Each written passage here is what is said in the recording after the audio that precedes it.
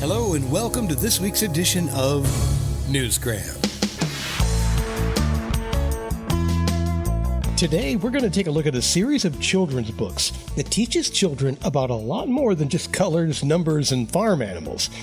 These are socially conscious short stories, and they sprinkle together a bit of magic, some adventure, some community involvement, and they do it all in a real-world environment. Let me be more specific.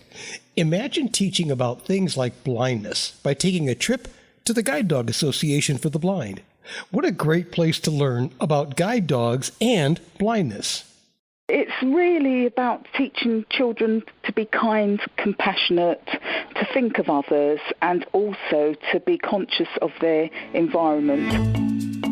The modern day theme now is climate change, the environment and endangered species. So to raise them with that consciousness and teach them ordinary everyday lessons within the book as well. It touches upon issues like death, fostering friendship, teamwork.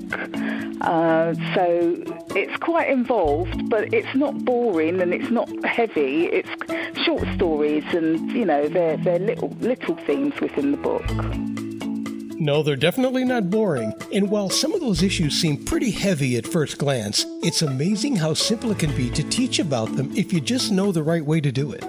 That's why I say that there's the three elements to it. It's educational, inspirational, and also entertaining. Kimberly has found a terrific way to weave together those three elements. It's not just a story to read and enjoy, but it teaches you about something about life, and then maybe that will inspire you to delve more deeply into that area, because children's minds are like sponges, and, if you can excite that interest, they might go on to look into it, to do a project on it, or maybe even later in life, it might become a career for them. Who knows? The series is called Little Cherubs Short Stories, and they're all very different. Book 1 is about adopting a pet.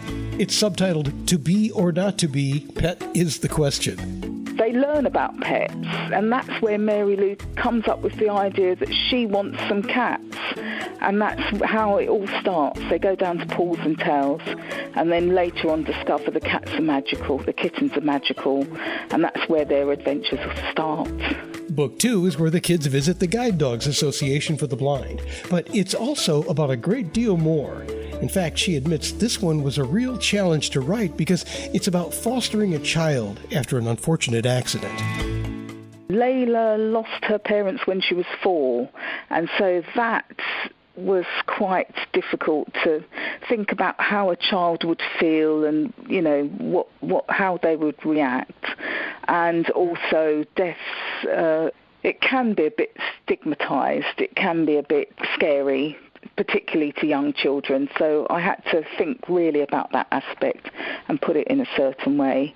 But I hope I've shown that her feelings and the way she worked through it and the help that she got and eventually came across the Nailers who fostered her shows that out of real pain and hardship, you can find solace and happiness again. Yeah, there's a lot going on in this one, including death, fostering, adoption. There's a bake sale, a set of magic pendants, a large diamond, and a tiger tooth that have ancient powers, which helps them on their mission to protect endangered species. I'm quite into environmental issues, so endangered species and thinking about the planet. Those are the areas that I like best. I also worked for a long time in the voluntary sector, and so those areas where they go to the Association for the Blind and learn about guide dogs, and they think about places like Bernardo's that look after children. They're quite important aspects. They're my favourite bits because they do touch upon my former careers. The third book in the Little Cherubs Short Story series is Meet Ambi and Jolsie, Book 3, Ambi and Jolsie's Easter Parade. Fundraising continues at the Easter Parade for the Donkey Sanctuary. Michael, Beth and Mary Lou Naylor find themselves transported to Peru, along with Glennie, their headmistress, Amby and Julesy, the Pendants, the Diamond and Tiger Tooth. They help Alvarez, who appears to them and guides them to the temple of Inti, the Inca sun god, where the never-ending treasures have been hidden during the 15th century for the protection of the Incas and the environment. During the modern-day excavation, the Naylors find the code word and the never-ending treasures appear. The magic continues. So as you can see, very different stories addressing all kinds of social issues in educational and motivational ways.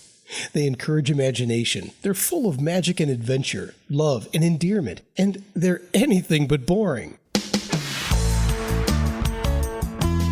Little Cherubs Short Stories, Mary Lou's Helping Hand Project by Kimberly Bachelot. It's available right now online at Walmart, Amazon, and many other places. And yes, there are links in the show's description for you to make it even easier.